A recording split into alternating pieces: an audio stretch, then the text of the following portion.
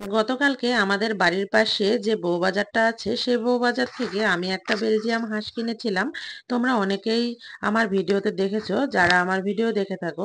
তো আজকে আমি সেই হাঁসটাই রান্না করব, আর হাঁসটা আমি কিভাবে রান্না করব সেটা নিয়েই থাকছে আজকের ছোট্ট ভিডিও। হ্যালো বন্ধুরা, আসসালামু আলাইকুম। একটা হাঁস আমি পুরোটাই একদম পরিষ্কার করে ধুয়ে নিয়েছি। এখানে 3 ভাগ করে 1 ভাগ আমি ফ্রিজে রেখেছি এবং 2 ভাগ আমি এখানে রান্না করার জন্য নিয়ে নিলাম। অনেকের মুখেই শুনে থাকি হাঁসের মাংস নাকি গন্ধ করে, তাই হাঁসের মাংস যাতে গন্ধ না করে এ কারণে প্রথমে আমি একটা গোটা লেবু দিয়ে সুন্দরভাবে এই মাংসটা মাখিয়ে কিছুক্ষণের জন্য রেস্টে রেখে দিব। অন্য সাইডে আমি পরিমাণ মতো পেঁয়াজ কুচি করে নিয়েছি, রসুন থেতো করে নিয়েছি, সাদা এলাচ 8টা, দারচিনি পরিমাণ মতো এবং কালো এলাচ 3টা নিয়ে নিলাম। এবং অন্য সাইডে কড়াইতে আমি তেল দিয়ে, তেল গরম হয়ে আসলে পেঁয়াজ কুচিগুলো একটু নাড়াচাড়া করে নিয়ে যখন পেঁয়াজটা একটু আধা সেদ্ধ হয়ে আসবে সেই সময় আমি তেজপাতা এবং মশলা, দারচিনি, এলাচগুলো দিয়ে দিলাম। তার সঙ্গে আদা দিলাম পরিমাণ মতো, জিরা গুঁড়ো দিলাম, লবণ, হলুদ গুঁড়ো, মরিচ গুঁড়ো দিয়ে সুন্দরভাবে এটা আমি এখন কষিয়ে নেব। মাংস মশলা যতটা ভালো কষানো হবে মাংস খেতেও কিন্তু ততটাই টেস্টি হয়। যাই হোক, আমার মশলা কষানো শেষ হয়ে গেছে। তো এই পর্যায়ে আমি এই তো লেবু দিয়ে ম্যারিনেট করা মাংসটা ঢেলে দিলাম এবং এখন মাংসটা আমি এমনভাবে কষাবো যাতে মাংস কষানোর সময়ই মাংসের যে গন্ধটা সেটা চলে যায় এবং কাঁচা ভাবটা চলে যায়।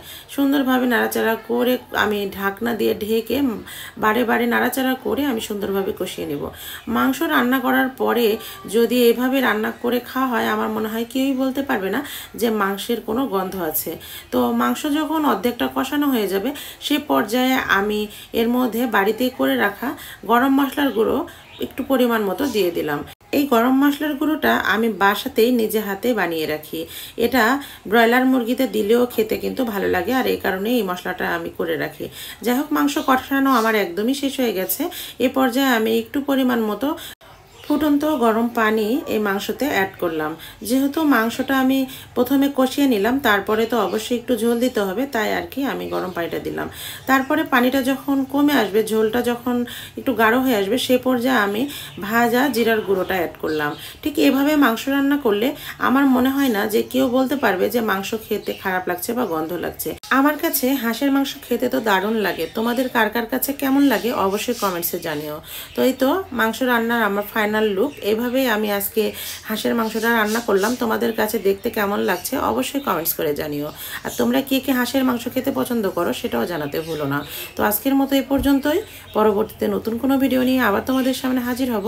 সে পর্যন্ত সকলে ভালো থাকো, সুস্থ থাকো। আর ভিডিওটি ভালো লাগলে লাইক, কমেন্টস এবং শেয়ার করো। ইউটিউব থেকে দেখে থাকলে চ্যানেলটা সাবস্ক্রাইব করো, আর ফেসবুক পেজ থেকে দেখে থাকলে পেজটা ফলো দিয়ে পাশে থেকো। আল্লাহ হাফেজ।